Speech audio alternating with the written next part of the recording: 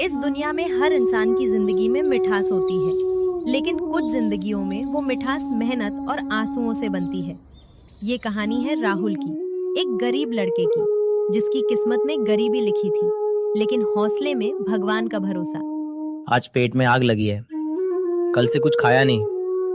माँ, आज बाजार में किस्मत आजमाऊंगा, भगवान चाहेंगे तो कुछ बिक जाएगा। बेटा, अगर थक जाओ तो लौट आना, मैं तुझे टूटता नहीं देख सकती।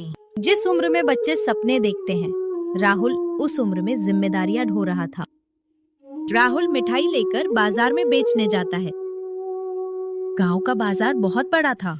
राहुल ने सोचा, अगर मैं किसी बड़ी मिठाई की दुकान के पास बैठूं, तो मेरी मिठाई भी जल्दी बिक जाएगी।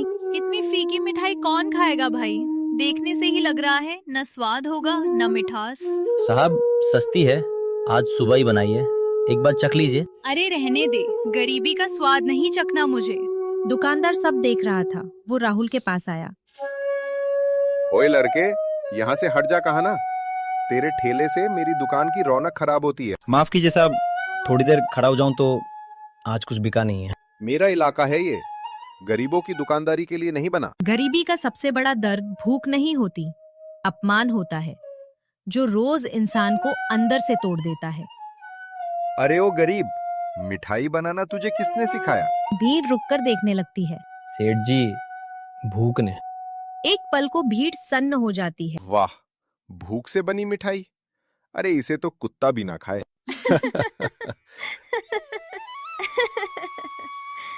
सही कहा सेठ जी, मिठाई भी इज्जत देखकर खानी चाहिए।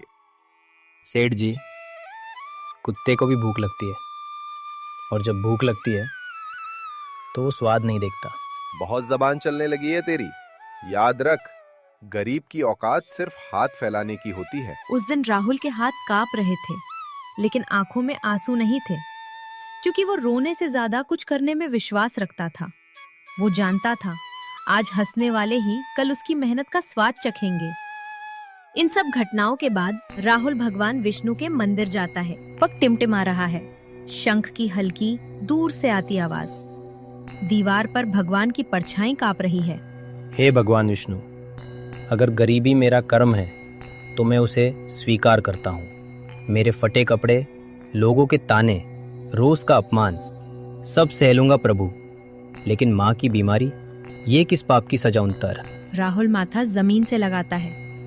क्या मैंने किसी का हक मारा था? क्या मैंने किसी को भूखा सुलाया था? फिर मेरी माँ क्यों हर रात दर्द से कराती है? मुझे अमीर नहीं बनना, न बड़ी दुकान चाहिए, न सोने चांदी का ढेर। राहुल के आंसू जमीन पर गिरते हैं। बस इतना काबिल बना दो प्रभु कि माँ को भूखा ना सोना पड़े। इतनी ताकत दे दो कि उसकी दवा के लिए किसी के आगे हाथ ना फैलाना पड़े।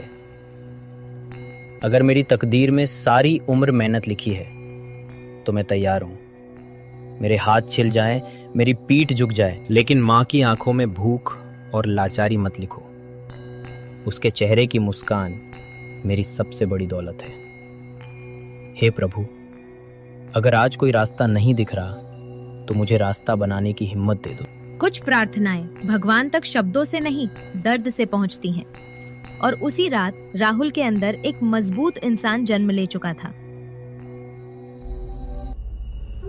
रात बहुत अंधेरी थी, सब लोग सो रहे थे। राहुल और उसकी माँ सो रहे थे। हवा में कमल की सुगंध, शंख और चक्र की दिव्य आभा। समय जैसे थम सा जाता है। राहुल, सफलता को शॉर्टकट से नहीं, श्रद्धा से पाया जाता है। मैं तुम्हें जादू नहीं दे रहा, क्योंकि जादू पल भर का होता है। मैं तुम्हें शुद्धता दे रहा हूं, विचारों की शुद्धता, कर्म की शुद्धता और नियत की शुद्धता। प्रभु, मैं योग्य हूँ? मैं तो रोज हारता हूँ, रोज अपमान सहता हूँ। जो मेहनत से नहीं डरता वही योग्य होता है।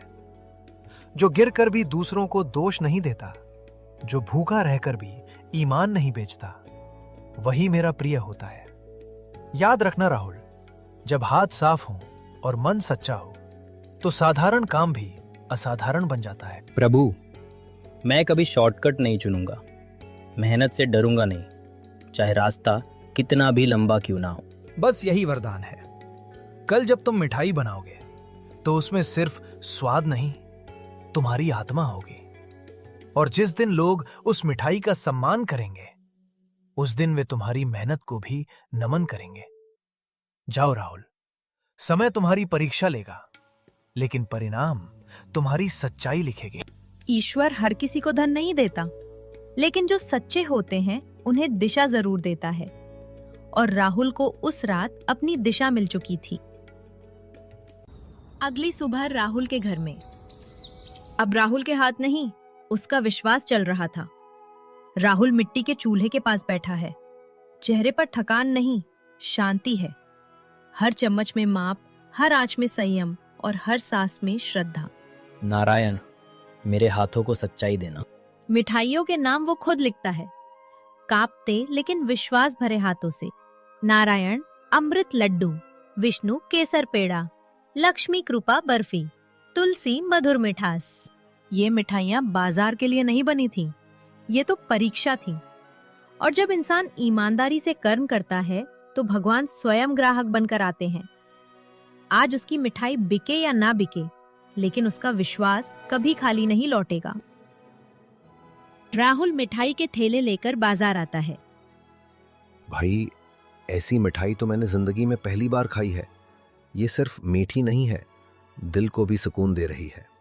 क्या सच में कुछ अलग है इसमें? हाँ भाई, जैसे माँ के हाथ का खाना। बाबा, मैंने सिर्फ ईमानदारी से बनाया। भीड़ अब रुकने के बजाय और बढ़ती जाती है। जिस ठेले को कल तक लोग नजरअंदाज करते थे, आज वही ठेला सम्मान का केंद्र बन चुका था। और राहुल समझ गया, विश्वास से बनी चीजें खत्म नहीं होती, वे बढ़ती जाती हैं। इस लड़के को रोकना होगा, वरना लोग मेरी दुकान भूल जाएंगे। ये सब ढोंग है, झूठे नाम, झूठी श्रद्धा। लोगों को ठग रहा है ये लड़का। मिलावट वाली मिठाई बेचता है, धर्म के नाम पर लोगों को बहकाता है। सेठ गोपाल दास ने राहुल को जाल में फंसा लिया। साहब, मिलावट वाली मिठाई बेचता है, धर्म के नाम पर लोगों को बहकाता है। ठेला जब्त करना पड़ेगा, जांच होगी। पुलिस ठेला उठाती है, वही ठेला जिसमें विश्वास बसा था। राहुल चुपचाप देखता रीधड़ा है। राहुल निराश है और घर चला जाता है। बेटा, फिर वही अंधेरा? क्या भगवान ने हमें फिर से अकेला छोड़ दिया? नहीं माँ, अंधेरा इसलिए आता है ताकि रोशनी की कीमत समझ आए। भगवान ने रास्ता दिखाया है, अंजाम भी वही लिखेंगे। माँ राहुल को देखती है, उसकी आंखों में डर नहीं, दृढ़ता है। तुझे भरोसा है? जब हाथ साफ हो माँ, तो डर नहीं लगता। जब सच्चाई बढ़ती है तो झूठ घबरा जाता है, और जब आस्था सच्ची हो तो हर जब्ती, हर आरोप सिर्फ एक इम्तिहान बनकर रह जाता है। राहुल जानता था, ये अंत नहीं है, ये तो उस कहानी की शुरुआत है जिसे अब कोई सेठ नहीं रोक सकता। राहुल और उसकी माँ को झूठे आरोप में जेल जाना पड़ा। पुलिस लैब की रिपोर्ट हाथ में है। गांव का हर निवासी राहुल और उसकी खाने की रिपोर्ट का इंतजार कर रहा था। मिठाई पूरी तरह शुद्ध है, गलती हमारी थी। सेठ गोपाल दास सिर झुकाता है। राहुल, मुझसे बहुत बड़ी भूल हो गई, माफ कर। माफी नहीं सेठ जी, सबक काफी है। जहां अहंकार झुकता है, वही सच्चाई खड़ी रहती है। और उस दिन राहुल जीत गया, बिना किसी को हराए। राहुल अमीर बन गया, लेकिन उसने गरीबी को नहीं बुलाया, क्योंकि जो इंसान दर्द से सीखता है वो कभी दूसरों का दर्द नहीं भूलता। याद रखना राहुल, जो मिठास बांटता है वही सच्चा अमीर होता है। और उसी दिन राहुल ने समझ लिया, दौलत हाथों में नहीं, दिल में होती है। राहुल की कहानी सिर्फ मिठाई की नहीं, ये कहानी है विश्वास, मेहनत और भक्ति की। क्योंकि जहाँ कर्म शुद्ध हो और नियत सच्ची, वहाँ भगवान रास्ता खुद बना देते हैं। Thanks for watching.